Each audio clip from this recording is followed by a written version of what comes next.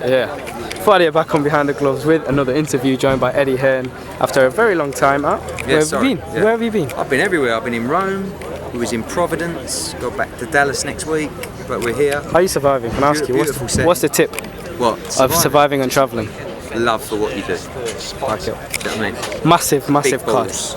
And just loads of work ethic. Just fucking get on with it. Don't moan. Don't feel miserable. Keep life simple. When you're pissed off, when you're angry, when you can't be bothered. Day by day. Like it. That is always the answer.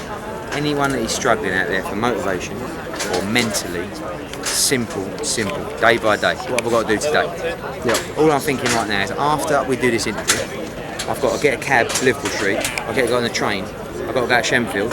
I've got to stop off at Tesco's because I want to have a barbecue tonight. I want to get that food. I want to see my kids, and I'm going to go to sleep. And tomorrow, I'll worry about tomorrow. I like it. We'll keep that one in the archive. Yes. Definitely. But let's move on to the fight.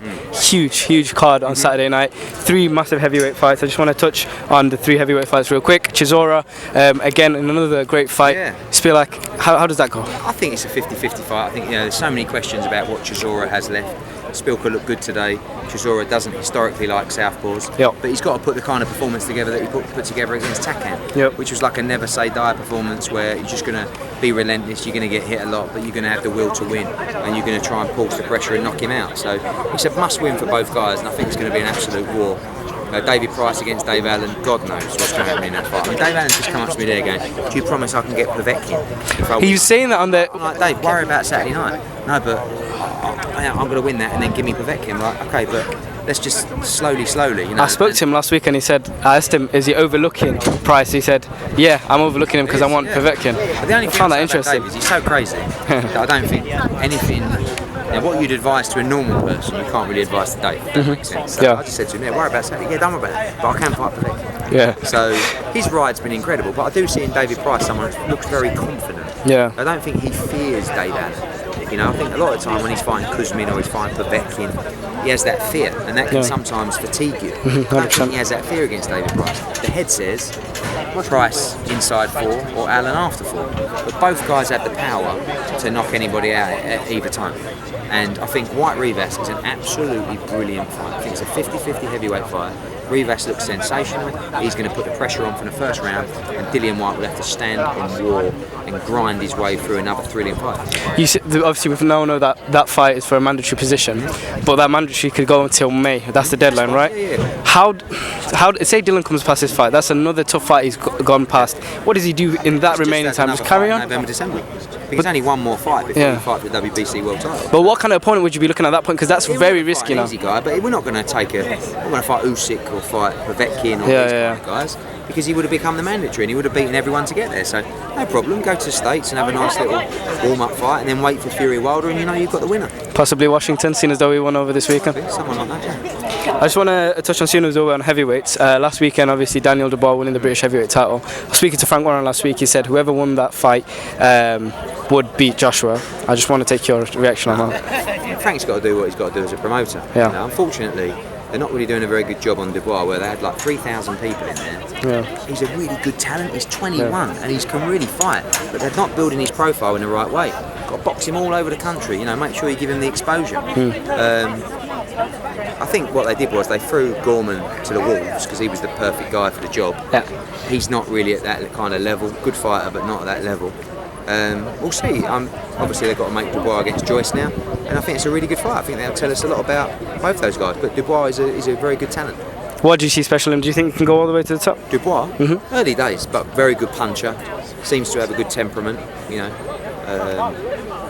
Yeah, I mean, anything can happen in heavyweight boxing. He could fight Joyce and get chinned. But were you impressed with? Did you see Joyce fight as well? Yeah, I think Joyce gets a lot of stick, unfair stick. Yeah. I mean, you've watched Joe. Like, we all know. Yeah, people saying, "Oh, Joyce is robotic. He's slow. Yeah. He's boring." No disrespect to Joe, we kind of know that by now. Yeah. But what he is it's going to be tough to beat. And he's an hard bastard. He could take a few shots as well, yeah. But he's only had 10 fights and he just beat Brian Jennings. He's never going to be a huge star, but he is going to be a very good heavyweight. So give him a chance to proceed. Not everyone's going to go in and just light up the arena. Yeah. But it will be difficult to beat Joyce. You've got to be able to punch. I was very surprised to see Jennings hurt Joyce to the body.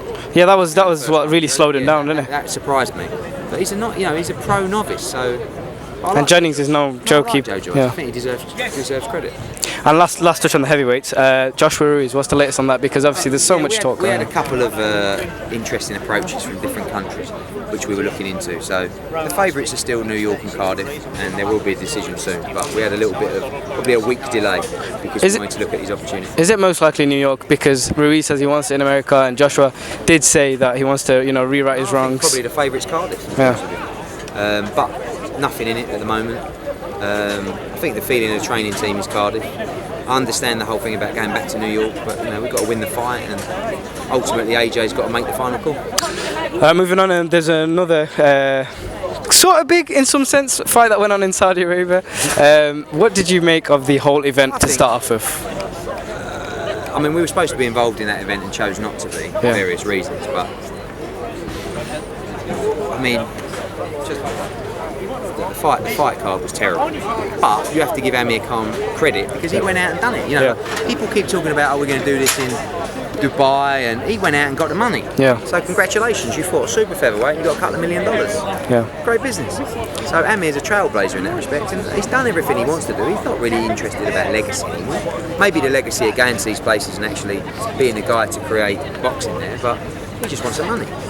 What did you make of the whole Pacquiao situation? Because they did announce, they announced it, but then Manny knows nothing about it. So it was a bit. I mean why? I'm definitely interested. But I see Pacquiao beating Furman comfortably at the weekend, and then I see Pacquiao fighting the winner of Spence against Porter. So don't you think the Khan if fight Saudi doesn't happen? come up with crazy money, I'm sure Manny will go. But it's certainly nothing agreed at the moment. Just one last touch as well on the Billy Joe Saunders Callum situation. Because there's been words thrown around about offers being we got an offer. and whatnot. It was the same offer that I'd pay Callum Smith for a straightforward fight. So I can't be expected to take things seriously. Yeah. And our job is to make sure there is financial credibility around offers. Right? There's something over in England called Companies House. Yeah. You can go there and you can inspect the accounts of any private company, any limited company. Right? So that's all I'm saying. But on another incident, it's a good fight. Callum Smith definitely wants to unify the division, and that is a fight we should look to make if the money's right. Yep. So they've either got to come up with a load more money, or we've got to do it ourselves. Either is not a problem. Sweet. I just realised that motivational speech you gave at the beginning is really better because that made it even better. It's really good. Eddie, thank you very much. I'll catch you. Hey Fight fans, it's Michelle Joy Phelps. If you haven't already subscribed to our YouTube channel, make sure you do so by clicking this icon right here, or else